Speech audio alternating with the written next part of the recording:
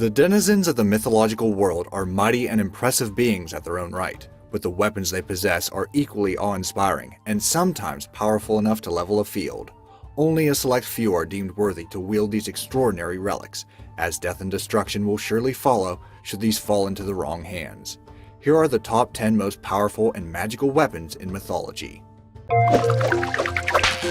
Amazing! Number 10.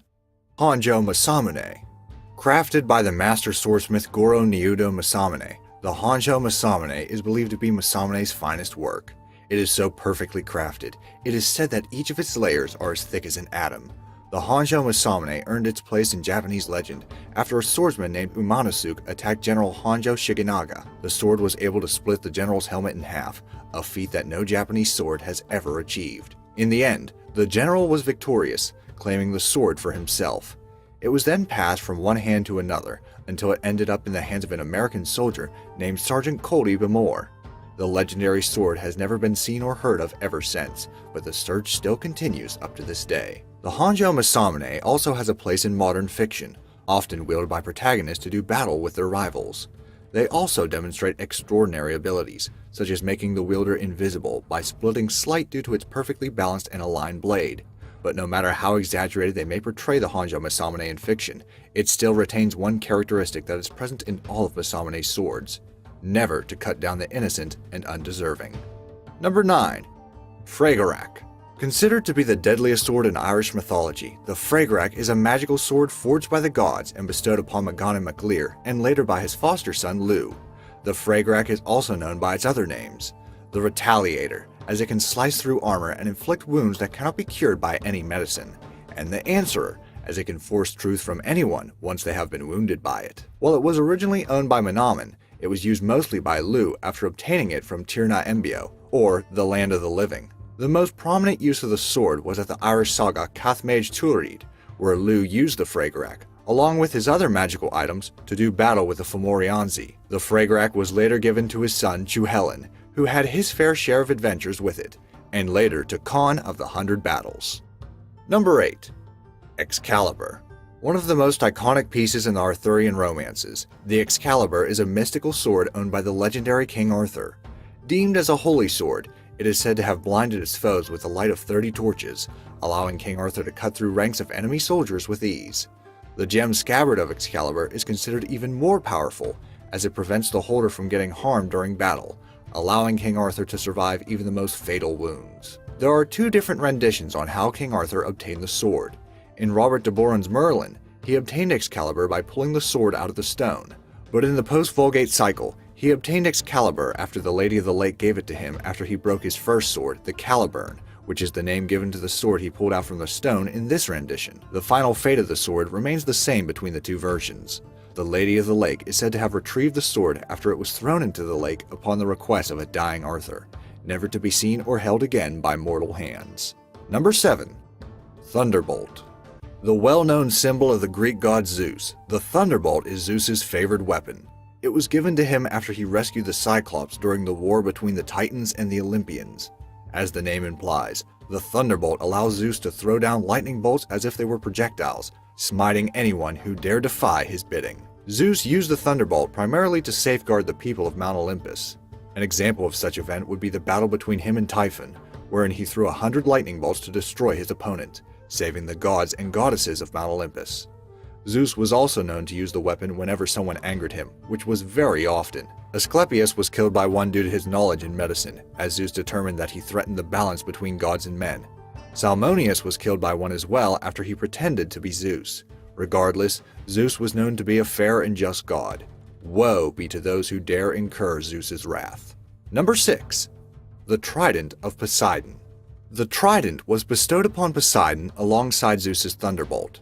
While the weapon is remarkable by itself, its capabilities are far more overwhelming as it allows Poseidon to control the seas, calming the waters, or creating destructive tidal waves in a blink of an eye. It is said to also summon mythical beasts of the deep, as learned by King Laomedon in the city of Troy after refusing to honor his part of the deal with Poseidon. Besides its dominion over seas, the trident can also be used on land.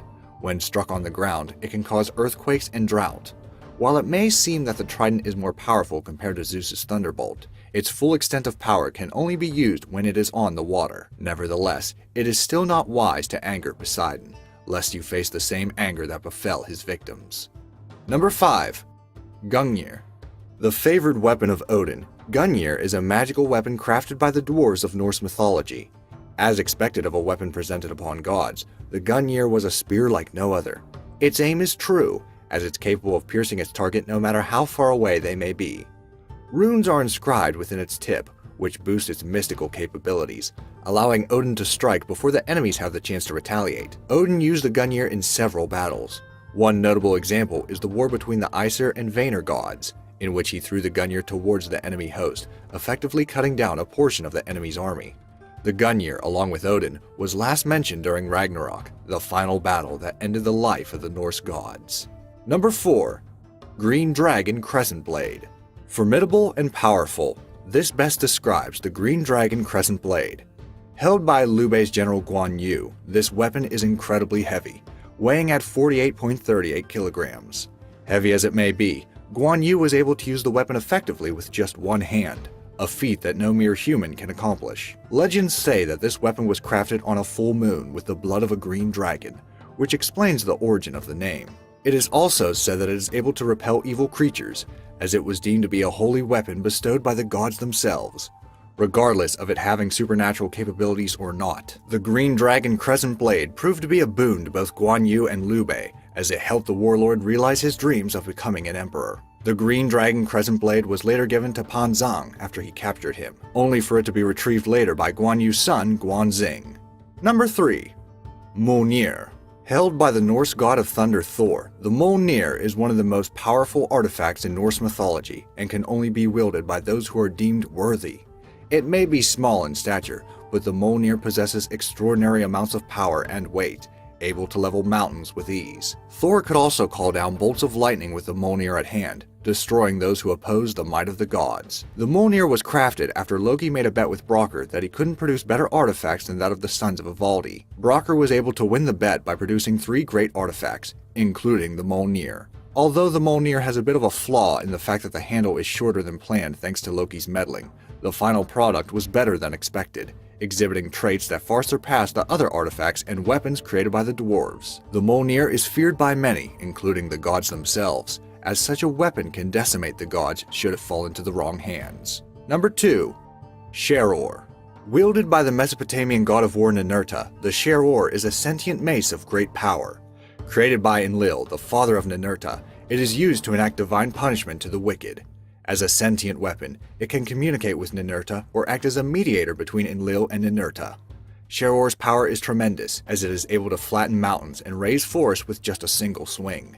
It can also fly, which enables Ninurta to travel between lands with ease. Sheror was highlighted prominently in the poem Lugale, where Ninurta did battle with the demon Asag, who plagued the earth with its very essence. The battle was fierce, as the demon had an army of rock demons at his command. The Sheror proved to be useful in this battle, as it allowed Ninurta to seek help from his father, giving him the necessary knowledge to vanquish the demon and save the lands. Sheror is also known as Vajra in Hindu mythology, having the exact same characteristics and properties as the Sheror. Number 1.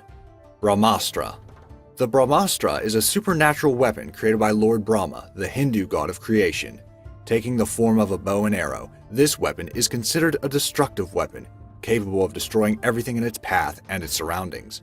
Due to its immense power, this weapon can only be used after meeting specific conditions. 1. It can only be used to uphold the teachings of Satya Dharma. 2. The person invoking the weapon should have strong mental fortitude. And 3. It can only be used once in a lifetime. According to the 4 Vedas, the weapon was used a total of 8 times, the most prominent being Lord Rama, firing it at modern-day Rajasthan, creating the Thar Desert as a result. The Brahmastra has 2 more powerful evolutions, the Brahmashira, which is 4 times more powerful than the Brahmastra, and the Pashupatastra, which can destroy the entire universe. So which mythology do you think has the most impressive weapons? Which weapon would you like to have at your disposal? Let me know in the comments section down below. Thanks for watching!